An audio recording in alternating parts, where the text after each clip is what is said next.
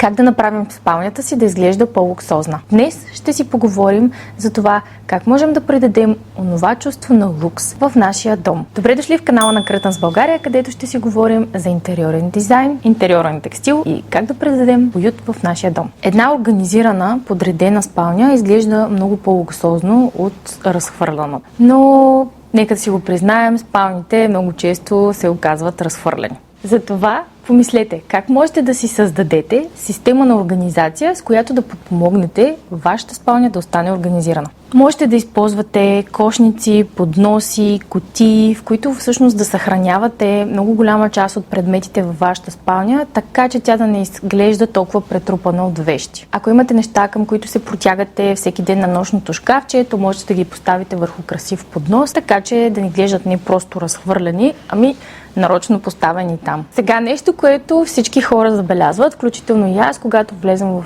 едно помещение или спалня, това са прозорците и какво всъщност има поставено там. Ако търсите това по-луксозно излъчване на вашата спалня, то бих ви препоръчала да изберете многослоен текстил за вашите прозорци. Какво имам предвид? Можете да използвате комбинацията от тънко перде с плътни завеси, които могат да бъдат и блекаут, така че да си осигурите и един допълнителен комфорт. За по-луксозно, тържествено излъчване на спалнята можете да разгледате завеси от кадифе или сатен, които стоят по-тържествено, по-тежко и придават тази нотка на лукс. Ако пък сте фенове на по-практичните решения, може пък да заложите на римски штори с по-тънък слой перде отгоре.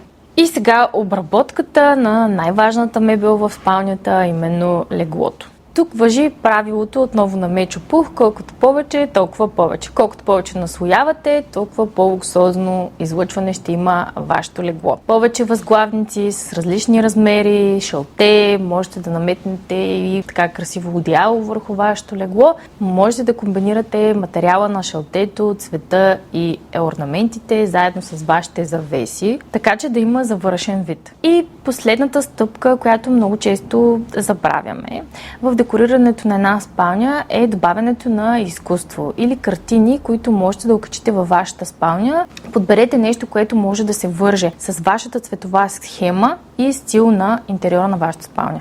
Оставете ни долу в коментари кой от съветите всъщност вие бихте се спрели или вече използвате във вашите спални. Ако това видео ви е харесало, оставете ни един палец нагоре, последвайте ни и се абонирайте за канала на Curtains България за още интересни интериорни съвети за вашия дом. Ако ви предстои да освежавате или ремонтирате вашия дом и ви предстои избор на пердета, завеси или какъвто и да е било текстил за вашия дом, то можете да посетите сайта на Curtains България, да видите къде са магазините около вас и да дойдете на място, за да се консултирате с нашите специалисти.